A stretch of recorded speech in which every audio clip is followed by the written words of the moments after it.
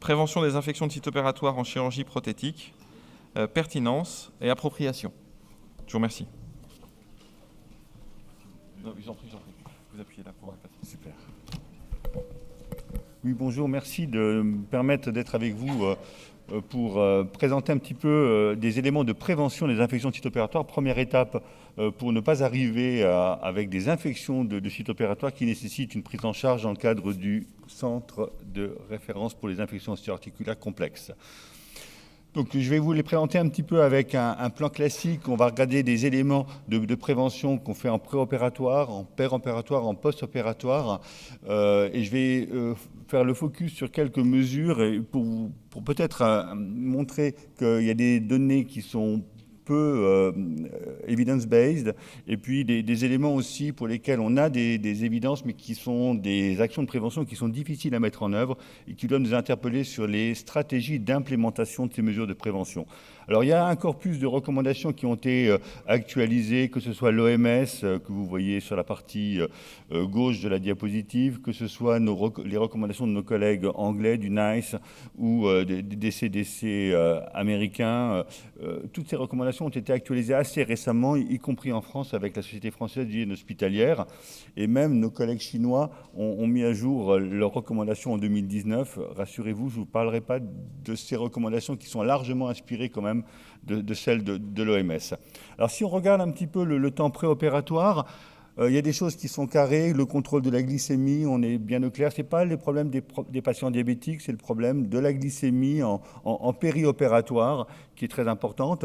Il y a aussi, à maîtriser, pardon, il y a aussi la douche préopératoire où on a des évidences sur la nécessité d'au moins une douche préopératoire, mais on n'a absolument aucun élément qui permet de savoir s'il faut un produit antiseptique ou pas pour cette douche préopératoire, ni des arguments pour savoir à quel moment il faut faire cette douche, sauf qu'on dirait que c'est au plus proche de l'intervention chirurgicale. C'est un vrai challenge pour la chirurgie ambulatoire ou la chirurgie de type same-day surgery, où les patients arrivent le matin même et on n'a pas forcément toutes les structures dans les établissements pour proposer une douche immédiatement avant l'intervention. Le problème de la dépilation est un grand classique. Alors aujourd'hui, les recommandations sont le moins possible.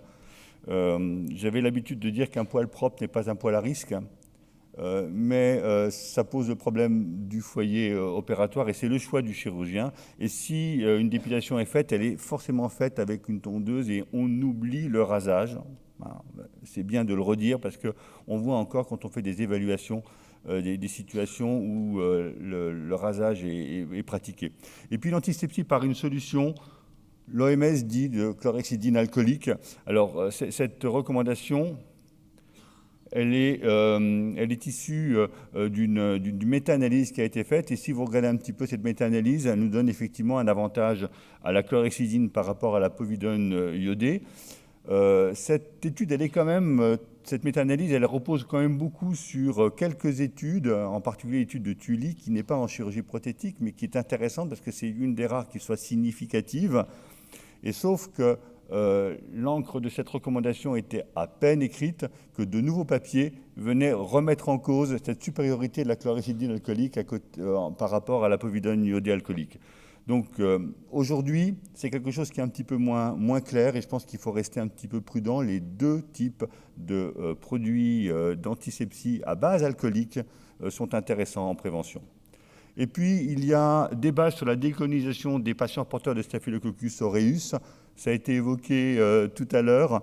Moi, je vous invite, si vous voulez en voir un petit peu plus, à une controverse qui aura lieu dans la session en partenariat avec la SF2H qui a lieu ce soir à 18h, ici même. Donc ce sera l'occasion de débattre pour ou contre la décolonisation des patients porteurs de Staphylococcus aureus.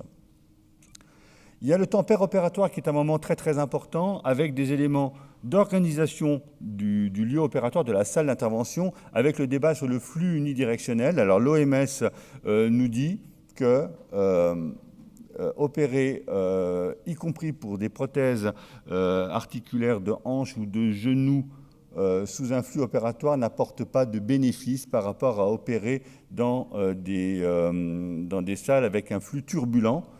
avec, vous voyez, absence de différence significative entre les deux groupes. Les deux hypothèses qui ont été émises pour expliquer cette absence de bénéfice d'un flux unidirectionnel, c'est d'une part que les comportements doivent être parfaitement régulés quand on intervient sous un flux unidirectionnel. À défaut, on fait peut-être parfois pire que bien, c'est-à-dire qu'on va fausser l'intérêt du flux unidirectionnel. Et puis l'autre argument qui est mis en avant, c'est l'effet possible du flux unidirectionnel sur la température au niveau du foyer opératoire avec une hypothermie pour le patient. Et on sait que c'est un facteur qui intervient sur le risque infection, on va y revenir. Alors, si on regarde un petit peu les publications les plus récentes, de 2019 à 2021, autour de la place du flux unidirectionnel, on peut les catégoriser en plusieurs types de publications. Il y a des position papers, où vous voyez que certaines sociétés disent « je préconise un flux unidirectionnel ». D'autres disent « non, je ne recommande pas un flux unidirectionnel » entre nos collègues allemands, nos collègues suisses, par exemple. Et puis, il y a des données qui montrent un avantage au flux unidirectionnel, mais c'est sur un critère intermédiaire qui est la contamination aérienne, le compte bactérien dans l'air. Et quand on prend le critère d'infection du site opératoire, eh bien, on ne trouve pas d'éléments en faveur d'un flux unidirectionnel. Donc, ça fait partie des éléments qui sont aujourd'hui largement discutés et qui doivent peut-être être interrogés ou challengés lorsque l'on construit un bloc opératoire ou lorsqu'on rénove un bloc opératoire. J'évoquais tout à l'heure la température de la salle. Alors, la température, ça doit être un compromis entre la prévention de l'aérobiocontamination, et on va voir un petit peu une étude qui montre l'impact de la température sur l'aérobiocontamination, et puis la prévention de l'hypothermie du patient, qui est un facteur de risque d'infection de site opératoire. Alors, il y a des normes qui sont proposées, que ce soit au niveau international ou au niveau français, qui donnent des ranges de température qui sont très larges. Vous voyez, entre 19 et 26 degrés dans la norme française.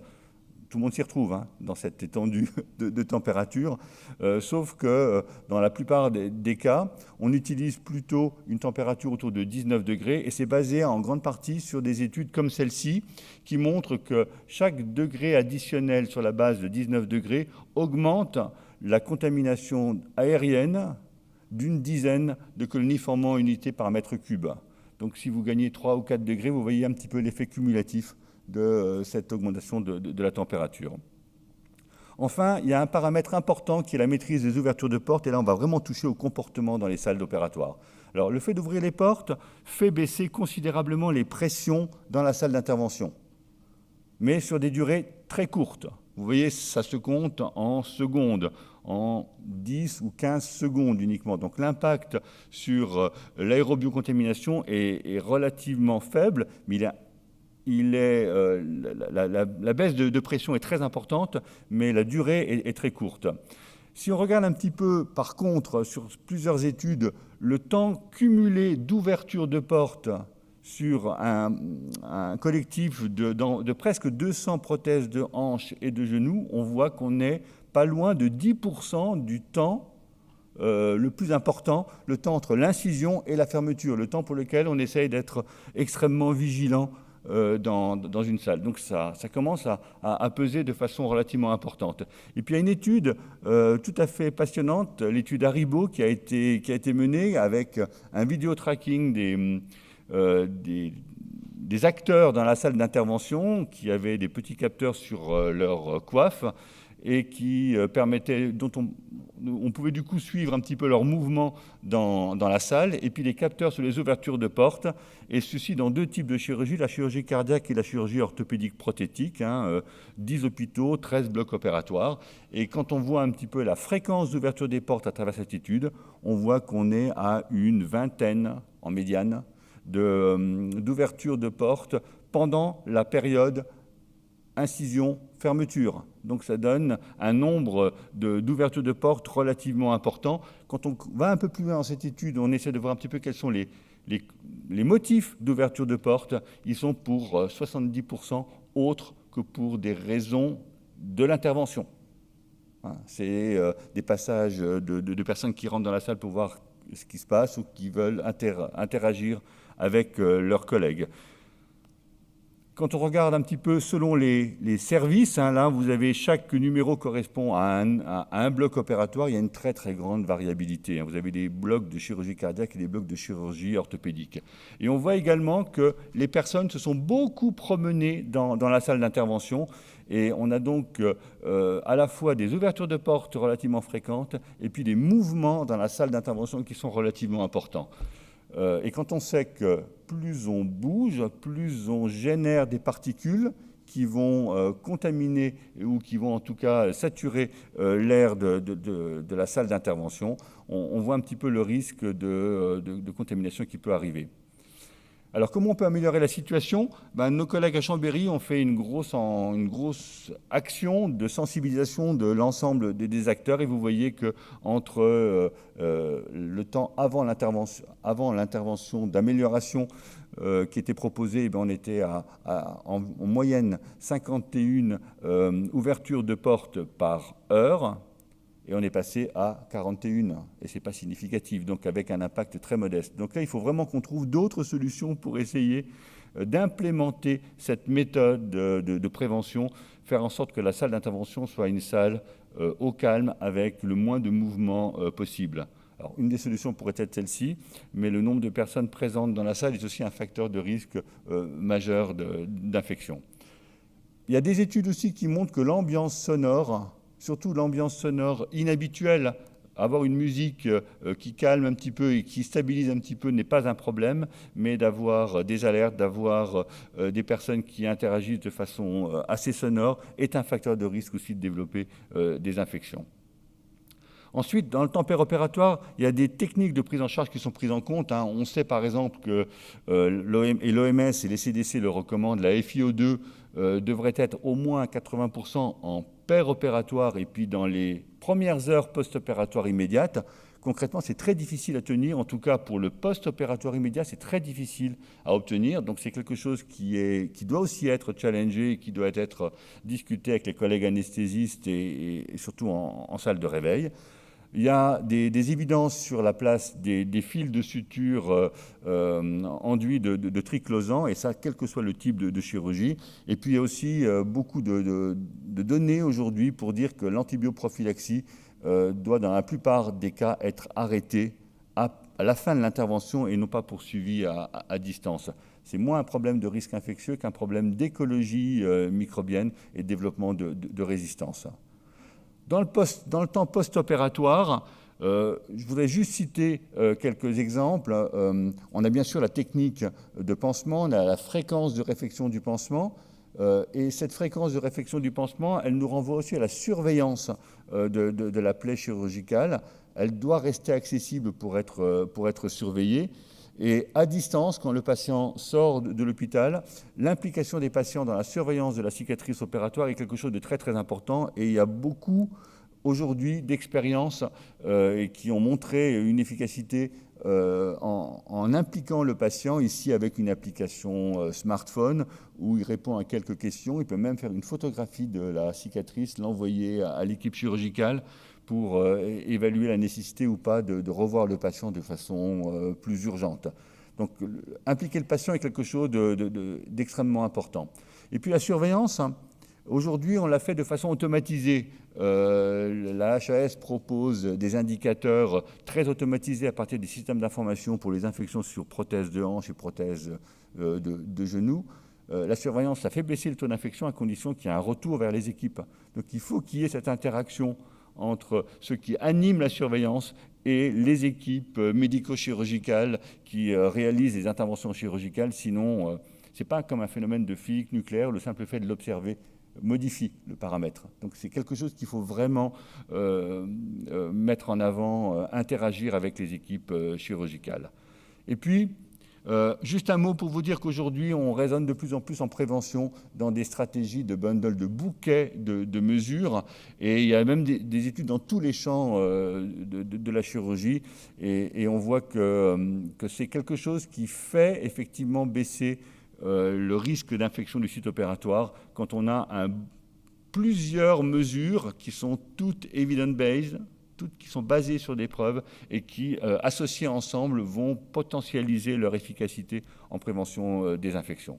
Alors au total, si on devait retenir quelques messages, il y a de nombreuses mesures de prévention qui sont proposées. Il y a beaucoup de choses qui étaient des dogmes aussi, et aujourd'hui on essaie de les remettre en cause en ayant le plus de données scientifiques. Ce qui nous manque peut-être, c'est hiérarchiser un petit peu ces mesures et focaliser l'attention sur les mesures qui sont réellement efficaces. Les dernières recommandations de l'OMS ont utilisé la méthode GRED, qui est une méthode extrêmement exigeante en termes de niveau de preuve, et on se rend compte effectivement que toutes les études sur lesquelles beaucoup de recommandations ont été émises les preuves sont relativement faibles, pour ne pas dire très faibles. Et même les recommandations les plus récentes proposées par certaines sociétés savantes ne sont pas si evidence-based que ça. L'OMS a fait cet effort. La deuxième interrogation qu'il faut qu'on ait, c'est l'applicabilité de l'ensemble de ces mesures. Et là, ça nous renvoie à tout un panel, finalement, de sciences de l'implémentation pour essayer de mettre en place de façon très opérationnelle toutes ces mesures. Et on voit les limites aujourd'hui à l'implémentation, à la mise en place de ces mesures. Et ça ouvre le deuxième chapitre, à mon avis, de la prévention des infections de sites opératoires, c'est les comportements. Ça implique toutes les équipes du bloc opératoire. Et ça doit toucher tous les acteurs du bloc opératoire. Et il y a des études qui montrent l'intérêt que chaque corps de métier, que chaque partenaire au bloc opératoire ait sa mesure à mettre en place pour participer à une meilleure prévention du risque infectieux. C'est aussi en préparation de l'intervention chirurgicale, et on voit de plus en plus des choses qu'on demande aux patients en amont de la chirurgie, ou qu'on demandera en suivi post-opératoire, et le rôle du patient est un rôle qui sera de plus en plus important. C'est à ce prix-là qu'on pourra faire baisser encore les taux d'infection du site opératoire. Je vous remercie.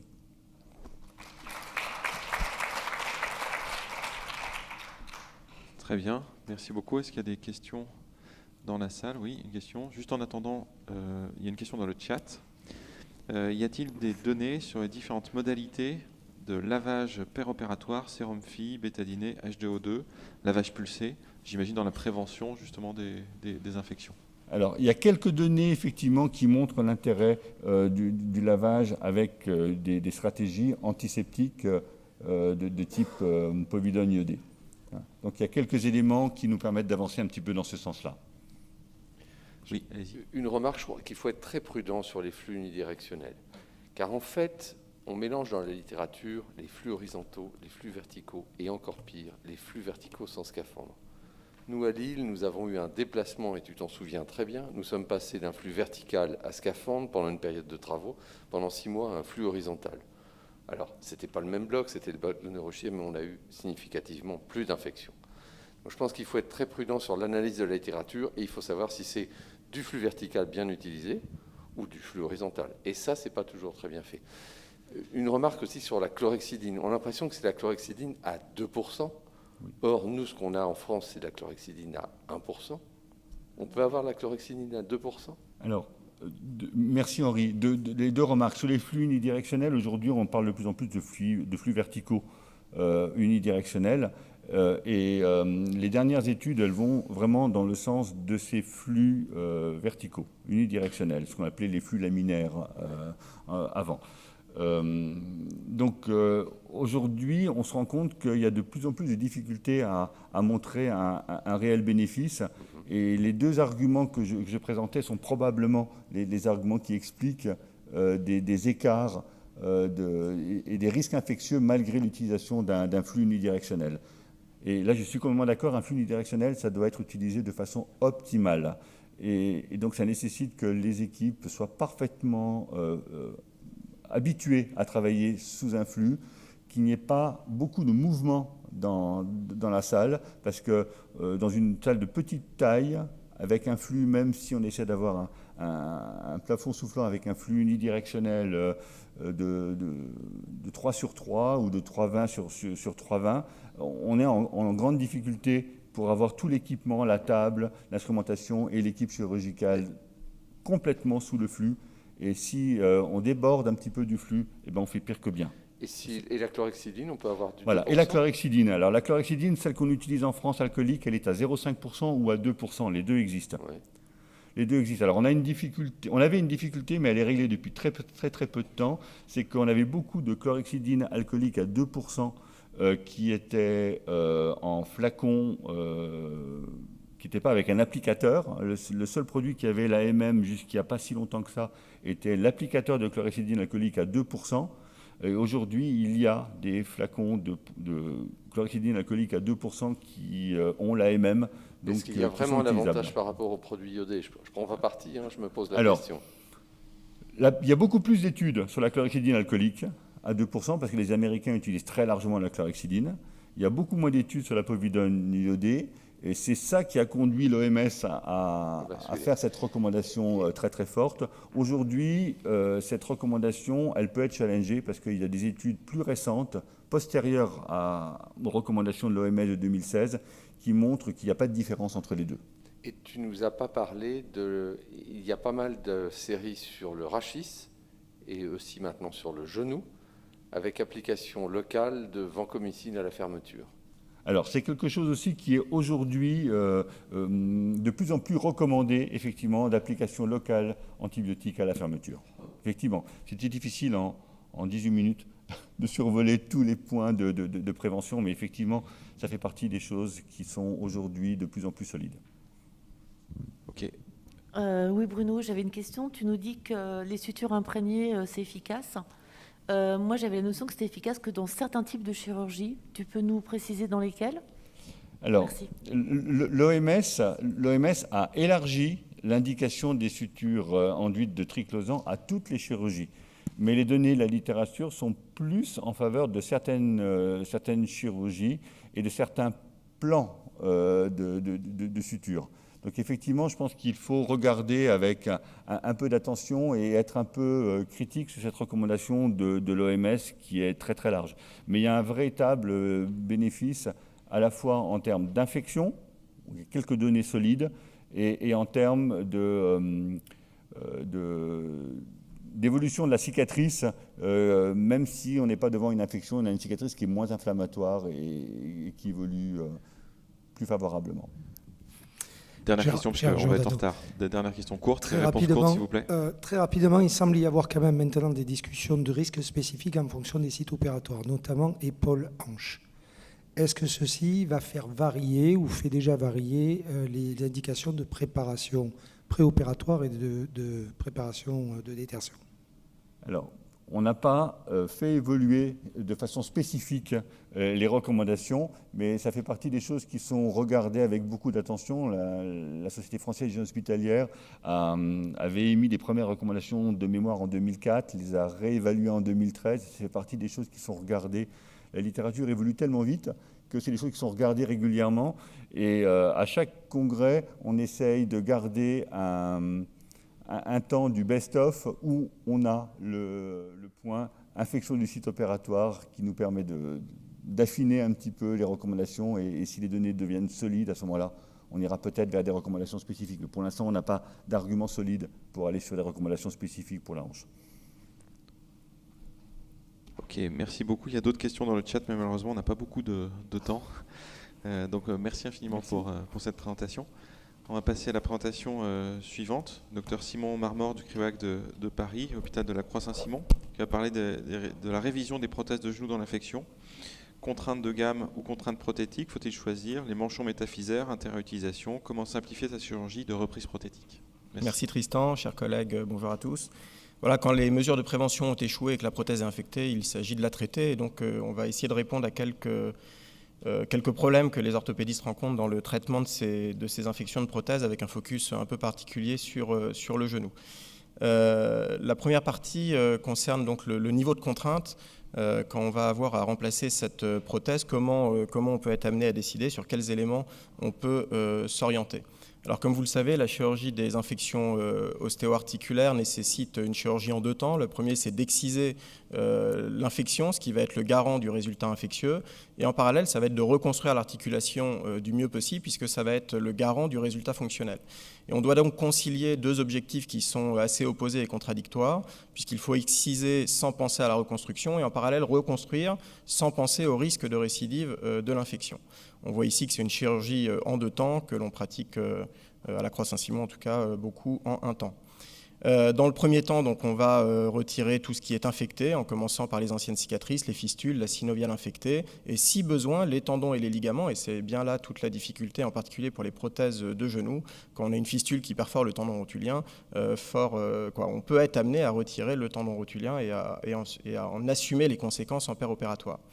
On va exciser évidemment tous les corps inertes, en particulier la prothèse, le ciment, tous les substituts, et puis l'os infecté, ce qui est une réelle difficulté péropératoire pour déterminer ce qui est infecté, ce qui est encore vascularisé ou pas. De sorte qu'en fin d'excision, on va réévaluer la stratégie et puis décider de la poursuivre ou décider d'adapter sa reconstruction à la qualité de l'excision qui a été réalisée en péropératoire. Reconstruire sans penser à l'infection, c'est gérer les pertes de substances osseuses en comblant celles-ci par des greffes osseuses, des manchons ou des cales. Parfois, dans certains cas, utiliser des prothèses de type tumoral. Et puis enfin, reconstruire les parties molles à l'aide de lambeaux si nécessaire. Au final, on va s'attacher à reposer la prothèse de façon la plus classique possible, comme on le disait, puisqu'elle est garante du résultat fonctionnel. Et donc, il faut avoir à disposition plusieurs gammes de prothèses. On distingue les prothèses de première intention, dites à glissement, qui nécessitent des plans latéraux et un appareil extenseur parfait. Et puis, quand on a une faillite des ligaments latéraux, on peut être amené à utiliser des prothèses dites semi-contraintes ou des charnières qui, elles, permettent le sacrifice des plans latéraux dans les pertes de substances plus importantes. Toute la difficulté, c'est de savoir quel est le niveau de contrainte et comment le choisir. Alors, on peut avoir des indices sur l'analyse préopératoire, en particulier clinique et radiographique. Quand on est face à des situations d'instabilité d'origine ligamentaire majeure, on va s'orienter probablement d'emblée sur une charnière. Et puis, on peut avoir des instabilités d'origine osseuse, mais qui sont en fait des pseudo-instabilités, comme vous le voyez sur cet exemple, qui finalement a pu être reconstruit par une prothèse semi-contrainte avec un plan médial qui tient le coup en péropératoire. Et de façon très, très exceptionnelle, on a des usures majeures de polyéthylène, mais qui sortent un peu du champ des IOA et qui peuvent provoquer des pseudo-instabilités. Donc, ce n'est pas toujours facile de savoir si l'instabilité elle est d'origine ligamentaire ou pas. Et puis enfin, on peut savoir ce qu'on remplace. Si on remplace une prothèse à glissement, on va probablement pouvoir la remplacer par une prothèse de la même gamme. Et une prothèse plus contrainte va nécessiter un niveau de contrainte aussi plus élevé, mais je remonterai un exemple puisque ce n'est pas toujours si évident. Le point le plus important reste l'étape péropératoire. On va faire des gestes de libération importants pour exciser l'infection. On va faire une arthrolyse, en particulier pour les genoux qui sont régulièrement douloureux. Et pendant cette libération, cette arthrolyse et le nettoyage de l'infection, on va ou pas pouvoir conserver les ligaments périphériques et l'appareil extenseur. Et tous ces gestes de libération vont avoir des conséquences extrêmement importantes sur les espaces en flexion et en extension que l'on doit équilibrer pour mettre une prothèse non contrainte à glissement. Toute la difficulté, c'est que ces pertes de substances qui sont créées lors de l'excision sont très difficiles à prévoir en amont, ainsi que l'état ligamentaire final. Et donc, on a comme adage de dire qu'il faut se préparer au pire et espérer le meilleur, et donc finalement avoir plusieurs prothèses dans l'arsenal du bloc. Alors, on a 2 attitudes un peu opposées. On peut ne pas prévoir et ne pas essayer de prévoir l'état ligamentaire futur et donc poser une charnière pour toutes les reprises septiques. C'est une attitude qui se défend, qui est relativement simple. Et puis, on a l'autre attitude qui est d'essayer de prévoir, mais qui va nécessiter d'avoir plusieurs contraintes disponibles. On dit d'avoir la charnière en salle au cas où, mais ça va imposer une gestion des stocks et des dispositifs médicaux implantables et des ancillaires extrêmement complexes. Alors, il y a des solutions qui se développent et qui existent maintenant depuis quelques années et qui permettent d'aider un peu les orthopédistes et les IBOD au bloc pour gérer tout ça. C'est ces plateformes tibiales uniques qui vont accepter au-dessus plusieurs niveaux de contraintes, des prothèses à glissement de première intention avec des ligaments qui vont être indiqués pour des ligaments normaux, des prothèses semi-contraintes quand il y a une faillite d'un ligament, et puis des prothèses plus contraintes à charnière ou des reconstructions type tumorale quand on a une faillite de 2 ligaments. Et donc, ça permet un choix péropératoire avec une réduction des ancillaires puisque les manchons, les quilles sont les mêmes. Il y a juste des fémurs différents, des polyéthylènes différents. On va avoir une réduction du stock, une réduction des ancillaires. Et puis, dans certains cas, et je vous en montrerai, la capacité de faire des reprises unipolaires, donc sans changer le tibia. Alors, que dit la littérature sur la systématisation des charnières? Il y a un travail de Javad Parvizi, qu'on a eu la chance d'entendre ce matin, qui montrait 68% de survie à 5 ans. C'est très faible. Et sa conclusion, c'était de les utiliser avec une énorme précaution et de ne les implanter qu'en situation de sauvetage pour des patients sédentaires, âgés. Donc vraiment la solution de secours. Hossein, lui, montre des survies plus intéressantes et même des résultats un peu paradoxaux, inattendus, je vais dire, des survies pour les RH, donc hinge, les prothèses charnières qui seraient supérieures aux postérostabilisées et supérieures elles-mêmes aux semi-contraintes. Et puis l'étude de Smith vient à nouveau dire que la survie à 5 ans est assez mauvaise, 52% de survie des charnières, et en particulier avec un risque infectieux augmenté.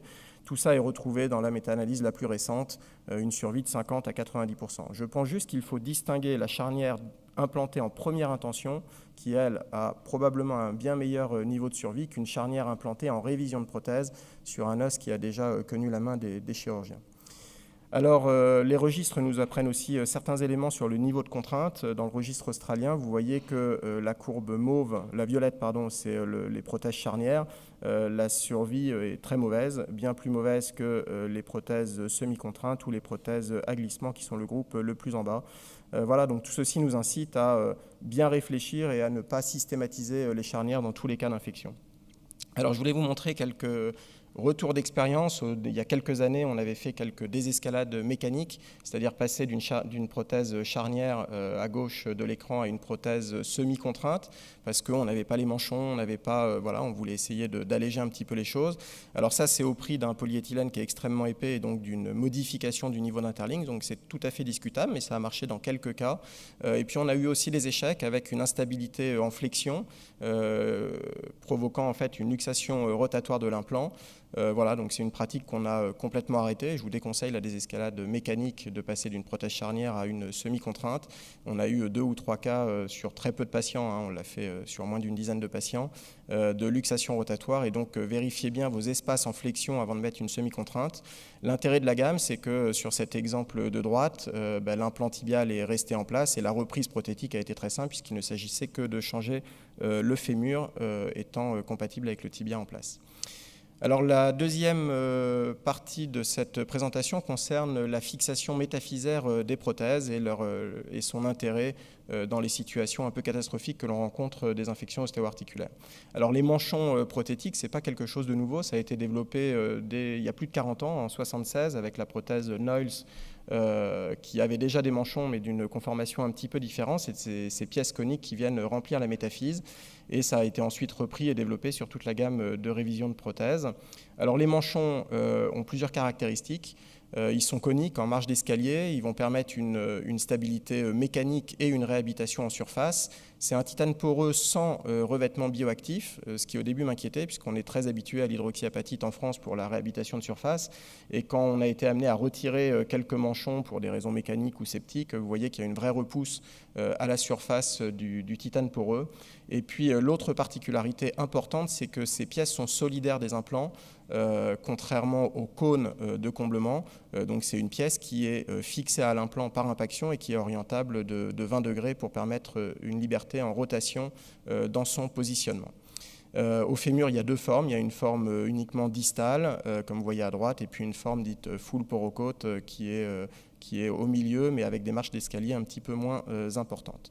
Alors pourquoi est-ce que ça nous a paru très intéressant, cette fixation métaphysaire? Parce que on a appris à remplacer les prothèses un peu dans le dogme du French Paradox, de faire une fixation diaphysaire importante, distale, avec une reconstruction épiphysaire du mieux possible, là dans un cas avec une cale en médiale. Vous voyez au passage un liseré qui est inquiétant dès 1 mois post-opératoire. Vous voyez que les ailettes qui permettent la stabilité rotatoire de l'implant tibial sont noyées dans le ciment ou comblées par la cale, et donc on perd aussi cette fixation épiphysaire, et on transforme cette arthroplastie avec un phénomène que j'appelle de mat de bateau, où tout est fixé en bas, ça va vibrer en haut et ça va aboutir à un dessalement relativement rapide de ces arthroplasties, comme vous voyez la situation assez préoccupante et rapide 5 ans plus tard. Donc l'idée de la fixation de métaphysaire, c'est de combler cette lacune en zone métaphysaire et d'apporter une fixation, d'essayer d'optimiser la fixation diaphysaire, métaphysaire et épiphysaire, c'est le système Tour Eiffel, avec un blocage 3 points, qu'on connaît bien, le blocage 3 points, hein, c'est comme dans les prothèses de hanche. Ça va nécessiter un tassement de l'os pour arriver à bloquer sa prothèse convenablement. Alors, ces manchons apportent plusieurs choses. D'abord, le comblement osseux. Vous voyez des pertes de substance relativement importantes ici sur un fémur, qui va être comblé par le manchon fémoral. On dispose de 5 tailles, donc on va adapter la taille du manchon pour obtenir un blocage satisfaisant. Et puis, il va apporter aussi une stabilité rotatoire, comme je vous le montrais dans l'exemple précédent ou encore ici.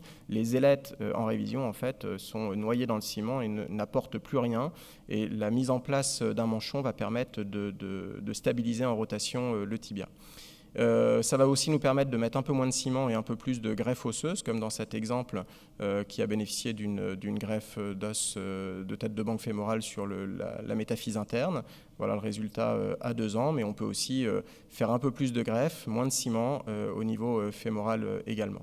Alors comment ça se passe pour la préparation? Elle est extrêmement simple. On commence, c'est une technique de la diaphyse vers l'épiphyse. On commence par calibrer la diaphyse, définir sa longueur de quille. Ensuite, après un alésoir métaphysaire, on va passer les râpes de façon successivement croissante sur la quille d'essai qui est montée et qui va nous donner un axe diaphysaire. On va pouvoir faire une recoupe de propreté sur le manchon en place épiphysaire. Préparation identique au fémur, une quille d'essai, l'alésoir épiphysaire, métaphysaire, puis les râpes, donc vous voyez les photos qui vont être de taille progressivement croissante jusqu'à obtenir une fixation stable. Voici quelques images péropératoires de cette technique de manchonnage. Avec la première étape de calibrage diaphysaire, l'idée c'est juste d'avoir une fixation, un contact cortical, hein, on ne va pas enlever de la corticale, on va juste essayer de sentir un contact satisfaisant, de préparer à la fois le fémur et le tibia en même temps, ça fait gagner un petit peu de temps. On va ensuite passer l'alésoir métaphysaire qui va nous aider aussi à définir la hauteur de blocage et d'interligne. Elle est montée sur la quille d'essai. Même chose au niveau du fémur avec un alésoir de taille différente. Et puis enfin vient la préparation des manchons qui se fait comme pour une prothèse de hanche avec des manchons de taille croissante par impaction jusqu'à obtenir un blocage axial et rotatoire satisfaisant et puis un comblement de la perte de substance osseuse. Alors quand l'os est très scléreux, on peut être amené à travailler un petit peu en périphérie, soit avec des ciseaux, soit avec des instruments aiguisés, jusqu'à obtenir le niveau d'interligne, le comblement et la stabilité suffisante. Sur ce manchon, on va pouvoir recouper l'épiphyse. Donc vous voyez, on se passe d'ancillaire extramédulaire. Là, on est uniquement sur de l'intramédulaire, en prenant appui sur le manchon pour recouper l'os inutile et essayer d'optimiser autant que possible l'appui. Là, c'est un patient qui bénéficiera d'une greffe en plus autour du manchon puisque c'est assez évasé. Ensuite, on va pouvoir mettre la pièce d'essai, vérifier la rotation et puis la fixation épiphysaire qu'on essaye d'optimiser. Encore une fois, il ne faut pas tout confier à la diaphyse ni tout à la métaphyse. Il faut essayer d'optimiser diaphyse, métaphyse, épiphyse. Que ce soit au niveau du tibia ou au niveau du fémur. Donc au niveau du fémur, il y a un point en avant du manche qui va une ligne qui va nous donner le niveau de l'interligne et qui va nous guider sur l'impaction de l'implant. Vous voyez qu'on ne cimente que l'épiphyse, hein, le manchon n'est pas cimenté, la diaphyse non plus, et donc on a une fixation qui est uniquement métaphysaire. Donc en fait, on évolue vers une fixation hybride avec des quilles qui sont plus petites aussi qu'auparavant si la fixation métaphysaire est satisfaisante. Donc voilà la stabilité sur une prothèse semi-contrainte et les radios post-opératoires, oui, voilà à quoi ça ressemble.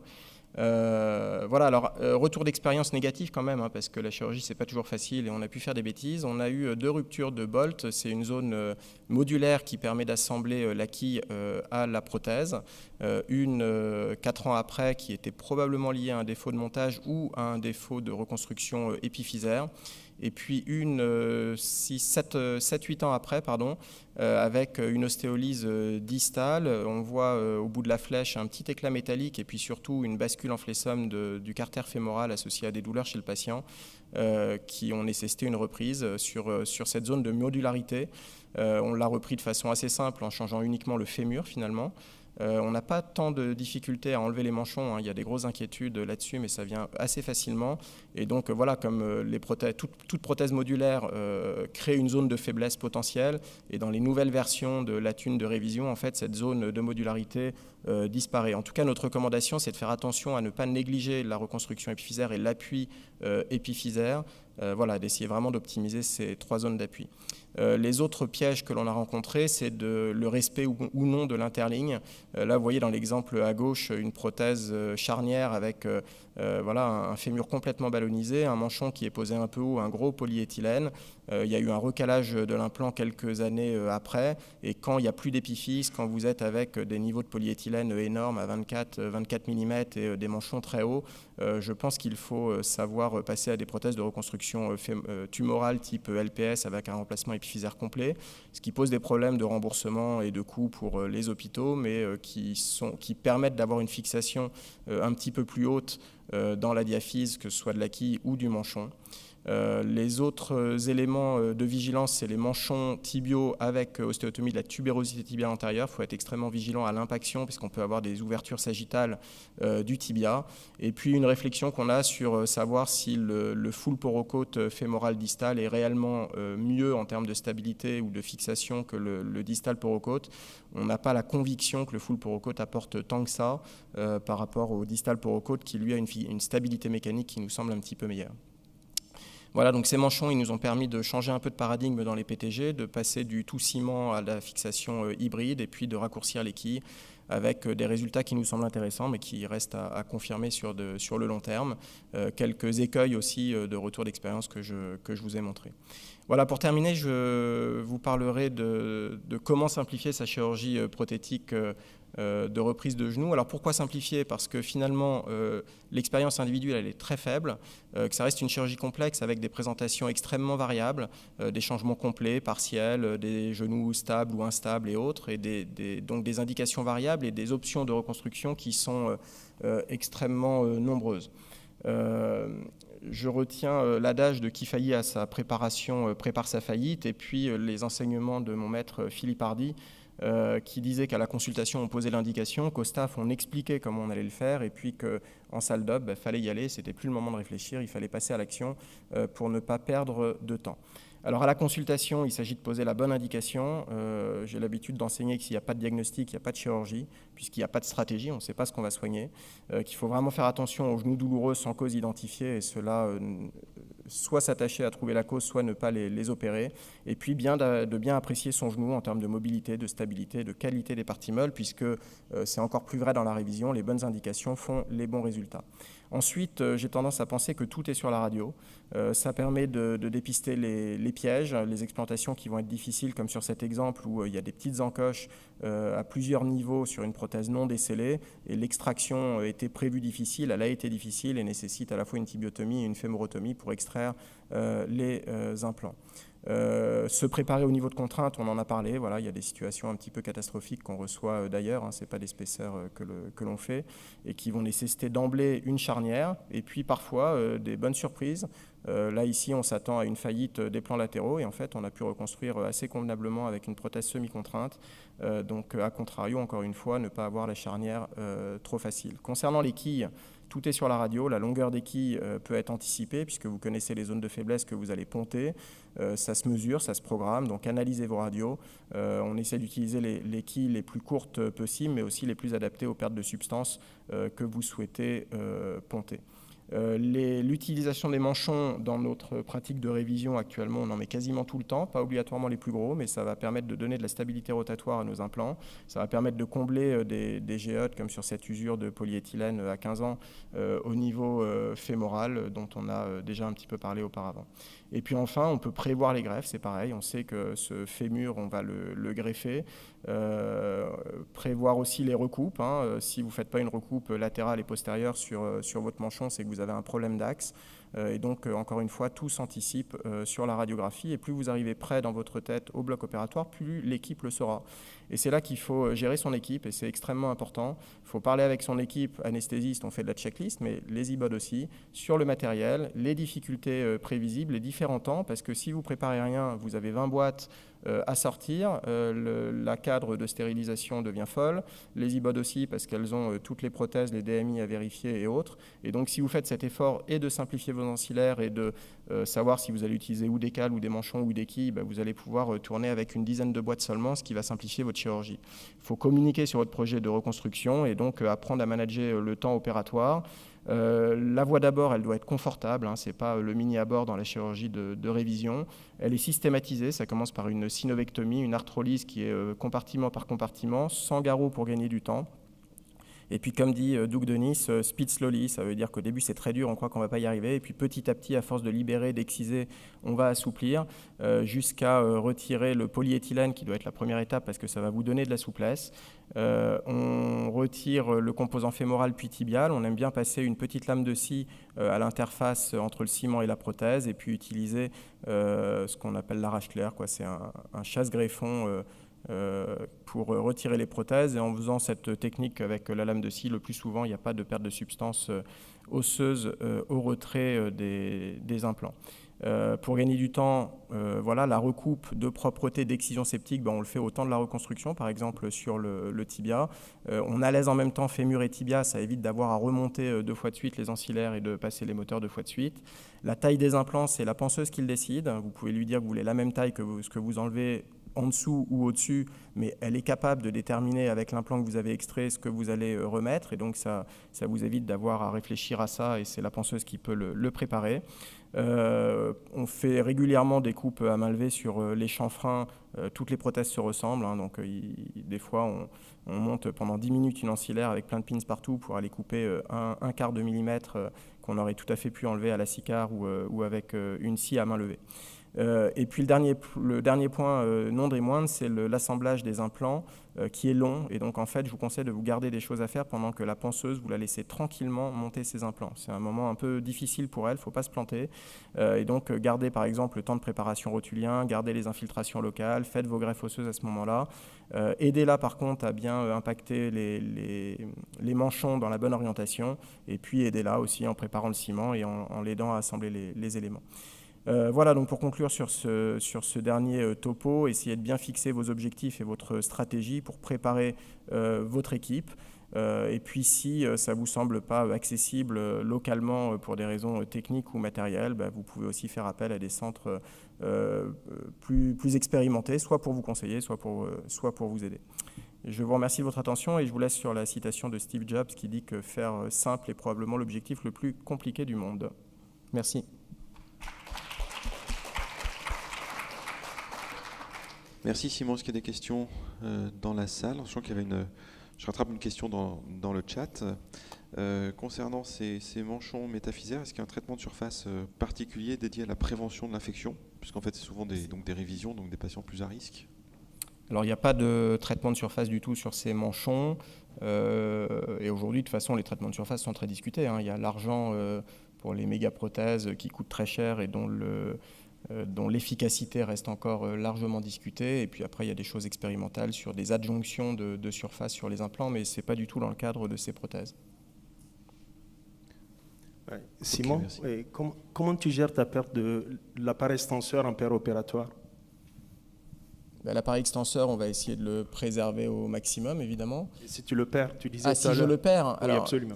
Écoute, si je le perds, c'est sûr que je mets une charnière, parce qu'il y a quand même un risque d'instabilité antéro-postérieure qui va être contrôlé.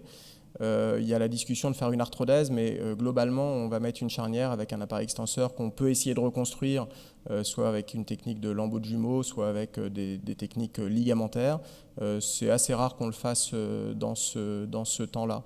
Voilà, après ça dépend ce que tu appelles le perdre, c'est-à-dire que si tu as une désinsertion distale, ça peut se réparer. Si tu as une perte de substance avec une fistule qui traverse le tendon rotulien et que tu dois exciser, d'abord tu l'as anticipé, tu en as parlé au patient et tu le sais que ça va t'arriver, donc tu vas l'assumer un petit peu mieux.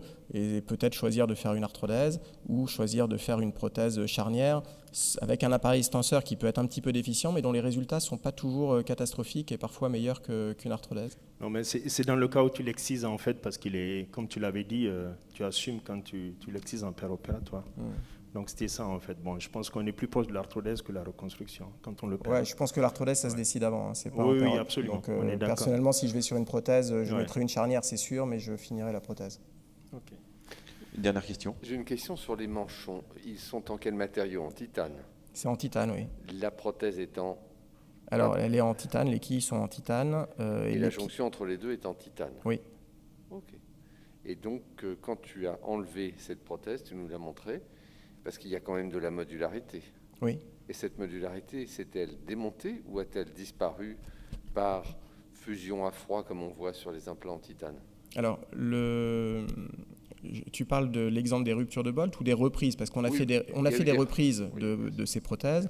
En fait, quand on va taper, par exemple, sur le fémur, la zone de modalité est impactée. En fait, c'est un code morse de la prothèse dans le manchon. Et donc, en fait, en tapant en sens inverse, on n'a eu aucun problème. On a désadapté le carter fémoral, ce qui permet de travailler au ciseau fin autour du manchon, de l'attraper ou de le taper par en avant, parce que souvent la corticale en avant a disparu dans ces reprises, et de l'extraire finalement sans trop de difficulté.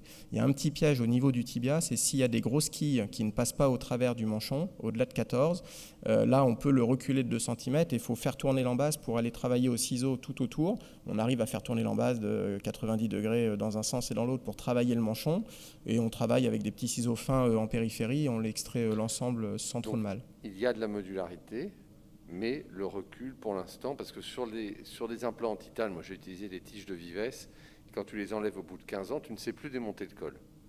Le titane se soude à froid. Ma question est à quel recul les implants ont-ils été déposés? Est-ce qu'on ne voit pas, si c'est titane sur titane, une fusion à froid apparaître? Comme en mécanique, on voit ça sur du titane, c'est tout à fait courant. Écoute, on n'a pas été... oui, j'ai bien compris la question. On n'a pas rencontré cette difficulté de démontage de la modularité.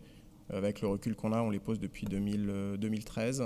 Après, on n'est pas les premiers. Hein. Il y a plein de papiers en Allemagne et autres. Voilà. Dans nos analyses de série, en fait, on les pose dans des situations d'infection ostéo-articulaire. Beaucoup. Donc avec, comme tu le sais, des problèmes mécaniques, infectieux, qui fait qu'on a des taux de révision qui ne sont pas complètement négligeables. Très bien. Merci infiniment. Écoutez, on a terminé ce symposium. Merci beaucoup.